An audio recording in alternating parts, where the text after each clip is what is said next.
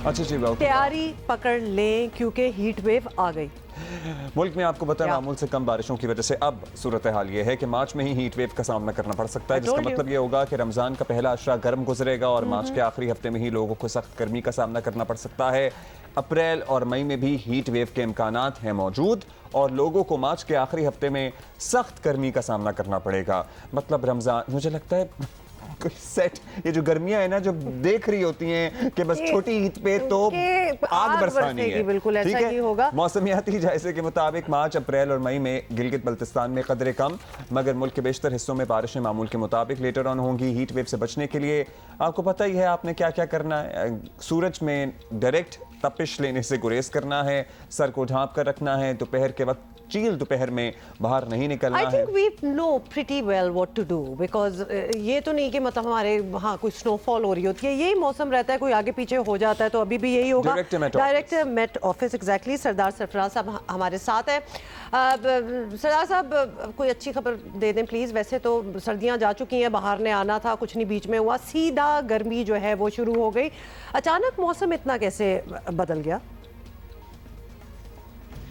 देखिए, पिछले चंद सालों से हम नोट कर रहे हैं, खासकर पिछले साल भी यही हुआ था कि सर्दियों के बाद स्प्रिंग बिल्कुल देखने को ही नहीं मिला था और पाकिस्तान के बेशतर हिस्सों में मौसम सरमा मार्च के वस्त के आसपास के दिनों से ही शुरू हो गया था और ख़ासी गर्मी पड़ी थी पिछले साल मार्च में। तो इस दफ़ा भी आलमोस्ट वही ट्रेंड है कि स्प्रिंग या बहार का मौसम आपको बहुत कम देखने को मिला, खासकर साउथ में यानी सिंध पूरे में ही, और बिलखुसूस कराची में तो बिल्कुल भी कोई एहसास ही नहीं हुआ। एकदम फरवरी के यानी पहले हफ्ते तक तो रात की सर्दी चल रही थी और उसके बाद एकदम से तेज़ टेम्परेचर होना शुरू हो गया। तो बेसिकली वही जो ट्रांजिशनरी मंथ होते हैं ना, उसमें है एक इस तरह से होता है कि जब एक्चुअली जो विंड पैटर्न है जब वो चेंज होता है तो जो ड्राई विंड होती है या अपर एटमॉस्फेयर में हाई प्रेशर एरिया की फॉर्मेशन हो जाती है, वहाँ के ज़्यादा दबाव का मौजूदगी वो असल में गर्मी का बायस बनती है। तो कुछ इत्तेफाक से इस दफ़ा भी मार्च के शुरू होते ही इस तरह का ट्रेंड आ गया, बल्कि फरवरी के लास्ट वीक से आ गया था, खासकर कराची के हवाले से हम बात करें तो।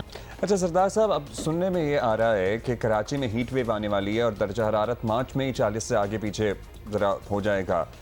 Is that so? आने वाला मार्च का महीना है, इसमें भी मामूल से दर्जा हरारत ज़्यादा होंगे, लेकिन इसका ये मतलब नहीं कि ज़रूर हीट वेव आएगी। हीट वेव का अभी कोई ऐसा अगले मतलब इस पूरे मार्च में मुझे कोई इम्कान नहीं दिखाई देता। अलबत्ता अगले 3-4 दिन जो हैं यानी 9, 10, 11 तक बिलखुसूस, हो सकता है 12 से फिर उसमें बेहतरी आ जाएगी। तो अगले 3 से 4 दिन गर्मी थोड़ी सी ज़्यादा है मामूल से, यानी मामूल का दर्जा हरारत हम अगर मार्च का कंसिडर करें तो 32.6 होता है, उसको आप 33 ले सकते हैं। तो 35-36 अगले 3 दिन तक या 4 दिन तक ये टेम्परेचर रहेगा और 12 के बाद फिर उसमें बेहतरी आ जाएगी, इसलिए कि उस ज़्यादा अच्छी उससे ना स्पीड से और तवातर से सी ब्रीज चलने लगेगी 12 मार्च के बाद, तो फिर मौसम बेहतर हो जाएगा।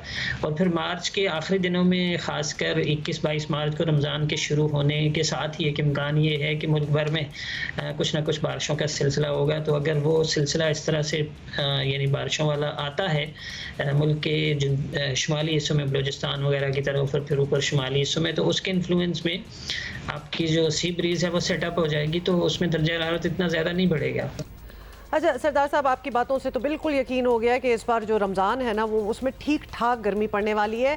तो कोई एडवाइस, कोई महकमा मौसमियात शहरियों को कोई एडवाइस दे दे, एहतियात करें? अप्रैल के यानी पहले या दूसरे हफ्ते से फिर ज़्यादा गर्मी पड़ना शुरू हो जाएगी। तो इसमें आप कह सकते हैं कि रमज़ान के जो दूसरे 2 अशरे होंगे वो निस्बतन गर्म गुजरेंगे।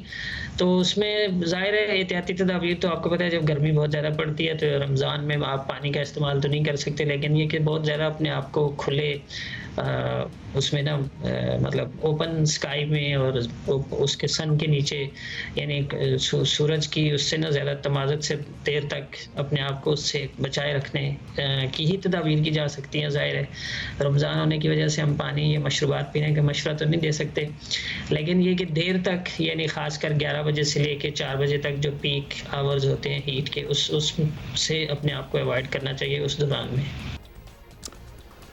ओके, बहुत बहुत शुक्रिया सरदार सरफराज साहब। थैंक यू, आपने इस तरह किया है जैसे कहते हैं ना, कोई अच्छी बात ना बताए तो उसको थैंक यू करके करते ही वो वाला थैंक यू था। तो यू वांटेड हिम टू से कि जी बर्फ पड़ रही और बड़ा, कौन सी अच्छी बात लेकिन आपको ही लगी वाज है? Just telling the truth, don't you know shoot the messenger. उनका तो काम है हमें बताना कि क्या होने वाला है। आनी है वैसे। गर्मी आ Let's look गई at the brighter side, the yellow side, the mango side. हाँ बस यही ब्राइटर साइड थी, because I actually started thinking oh please what's the brighter side here, या mangoes, but that will be a few months, मतलब अभी नहीं होने वाला। हाँ ये नहीं है कि ऐसा गर्मी ज़्यादा पड़ जाए ना जल्दी तो आम की फसल भी वो भी मुतासिर खराब हो होती है। जाता है सीन, यानी मैंगो भी ना मिले हमें।